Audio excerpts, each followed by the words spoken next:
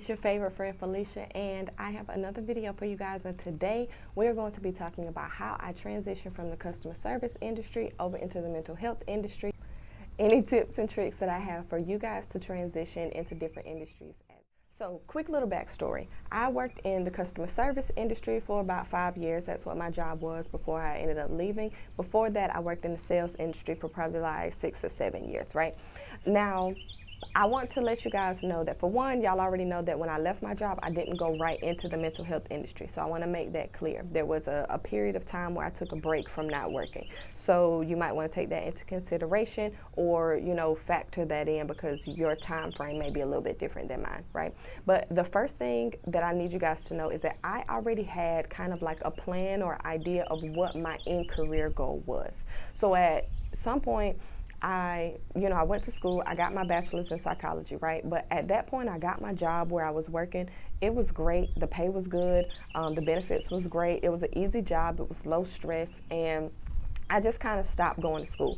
I finished my degree for my bachelor's, but I didn't go back to get my master's like I had originally planned. So a couple years, like a year and a half went by before I actually started my master's program. When I started my master's program, I knew that I was going to get my master's, I was going to get licensed as a counselor, and I was going to do different things. And whatever that may look like, that's what I was going to do. So I knew that I was going to counsel, but I also knew there were other avenues that I wanted to go down, like teaching or being a professor in education and consulting and all of those different types of things. So I had that in mind when I left my job, because when I enrolled in my degree program, I already knew that I'm going to be bigger than what this job what I want to do is bigger than what this job has to offer for me. And I knew that there were multiple areas and arenas that I wanted to use my degree, because you can do that especially in the mental health field. So outside of all of that, what did I do when it was time for me to actually, on paper, go from customer service to the mental health industry? Let me tell you. So, and I got my notes as per usual, because I be forgetting stuff or be adding extra stuff, and then I get off topic anyway, honey. Hopefully this little microphone is working well today, because the birds are extra loud, and I don't know if y'all liked it in the last video. I like the sound of nature, but anyway, I'm rambling. This is why I need notes, right?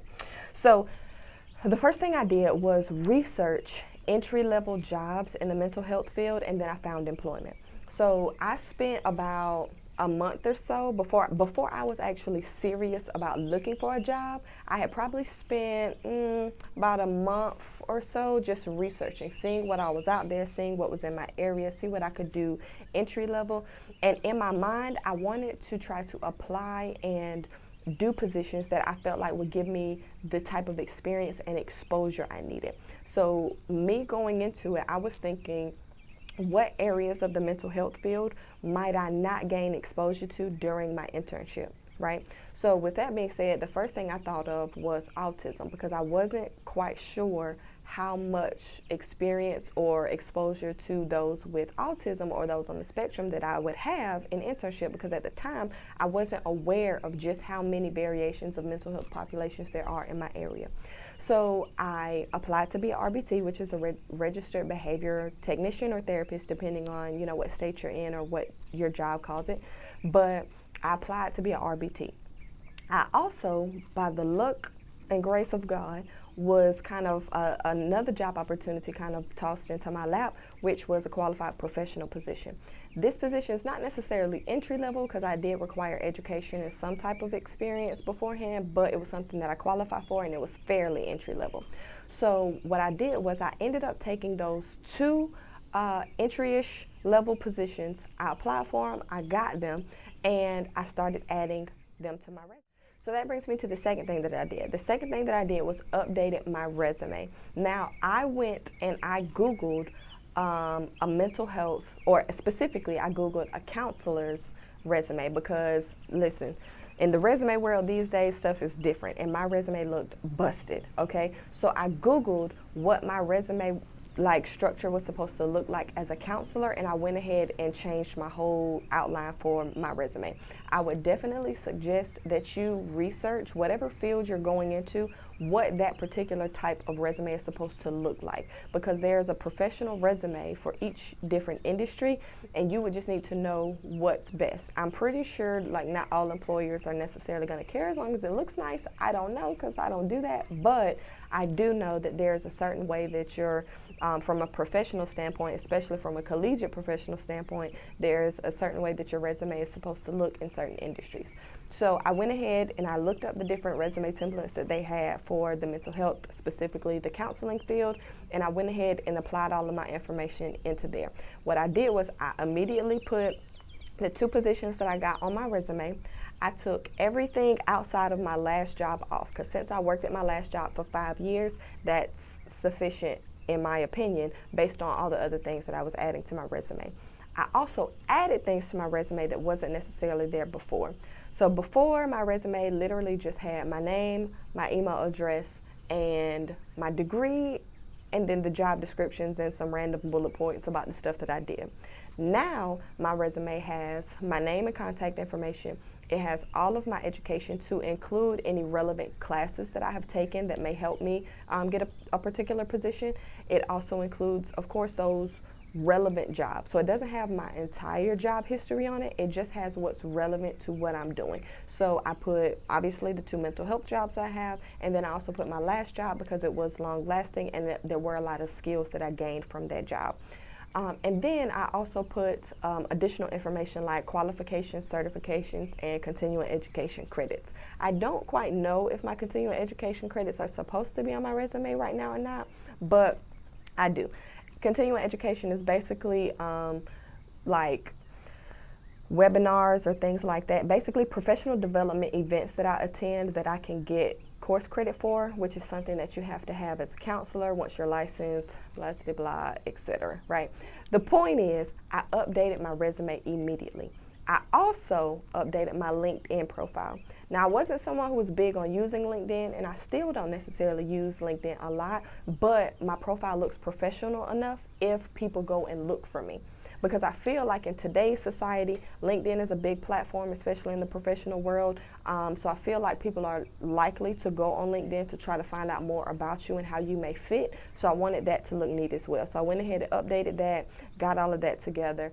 And another thing that I did that kind of goes, all of this goes into just throwing stuff in my resume. I'm not even going to lie to you. My mindset, because me personally, I knew that I still have another year before I'm a counselor. And regardless, I want to have a year's worth of experience and skills to have been obtained, not just for like professional getting job reasons, but also I plan to go into a PhD program. So depending on where I go, I want to have a standing document that shows all of these things, because I will have to give a document very similar to that. So all of this is surrounded by getting exposure, getting experience, and updating my resume, right? That's all I was trying to do. So I would definitely pause here to let you know that, let's say you have a particular job in mind, give yourself a certain time frame to get that job. It may not be this year, may not even be next year, it might be 5 years from now. So you have to give yourself time to be able to get to that dream career field, whatever it may be. Until then, get as much exposure and as much experience as you can. Obviously, don't put yourself in a position to where you're having bad mental health days because you just hate this job so much. If that's the case, find a different one. Like, we're in a world where changing jobs is not it's not that big of a deal anymore. Find something different. For me, there was a rough patch when it came to the RBT job that I had, but I do still have it and I do enjoy it now. I think someone had actually asked me on TikTok, and I think I did a poll on it, so I am going to let y'all, I'm going to make a video for y'all letting you know why I almost quit RBTing and how I got past that. But if you find yourself in that type of situation, find something different. So start researching, even if you don't know what your dream job is going to be, have an idea of the field. At least go ahead and start doing something. And what I would suggest, if you're in a position to where you don't really know what you want to be, like let's say you may want to be in a mental health field, but you don't know if you want to be a counselor, you don't know if you want to be a social worker, you don't know exactly what it is or what capacity you want to serve in the mental health field, my suggestion would be to find positions that give you the most transferable skills. So for me, I think I had told y'all in my How I Could Afford to Quit video, one of the things that I took into consideration when leaving my job was what other job I knew I could get if I needed one.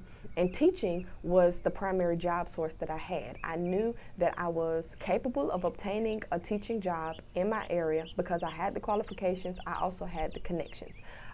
But not just that, it was also something that could be transferred easy with what I wanted to do.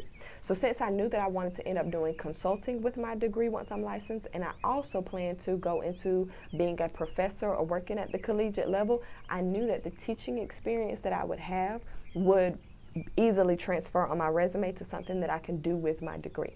So when you're doing your research about these different jobs that you might be looking for to get your foot in the door, try to pick the job that has the highest pay and the best or most transferable skills.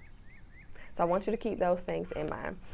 What else did I do? I also started volunteering, and because I know that, for one, volunteering looks really good on a resume. But also through volunteering, I get the opportunity to network with different people that are already in positions that I may need to end up connecting with at a later time. So you just want to constantly, basically the biggest thing for me was a mindset shift as to what I was doing. The things that I started doing in life became more strategic because I had a bigger plan on exactly what it was that I was doing. So I knew that I wanted to be a counselor.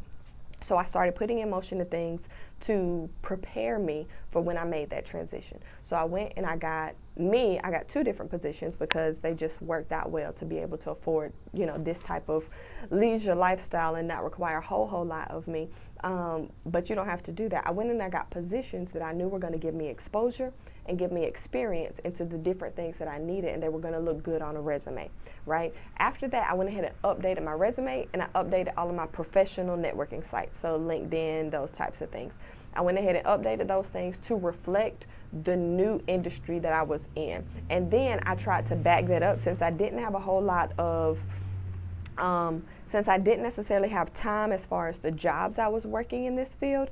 I added qualifications by adding my education, adding volunteering services, those types of things, right?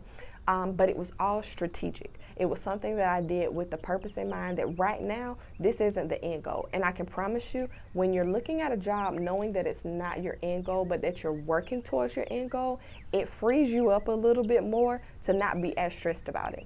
Because for me, I feel like once I had decided at my last job that was kind of end goal and I didn't want anything more, that's when I started to get more frustrated because it wasn't worth it anymore.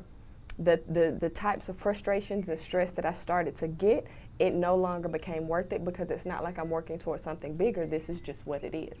So even if you're, at a particular position, I would definitely suggest looking and taking a look into the perspective that you have about working there, and if anything needs to change. I kind of went on a tangent, so let me make it a little bit more organized for y'all.